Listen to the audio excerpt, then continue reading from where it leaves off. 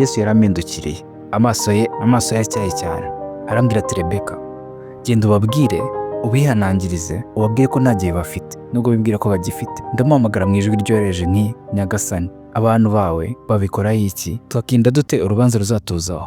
Nawe aransubiza ati bagomba kugira amahitamo. Ntibashobora kundamya ngo baramye n'imyidagaduro ishimangira icyaha icyarimwe. Simbahamagarira kuba mu misozi ndetse no kutareba amakuru, ahubwo no kugira ngo babeho bazi neza. Mbere yo kureba, mbere yo kumva, bagomba kwibaza bati ibi ngiye kureba binjyana hafi y'Imana cyangwa birangereza hafi ya Satani? Birava ku Mana cyangwa birava ku kinyoma cy'isi?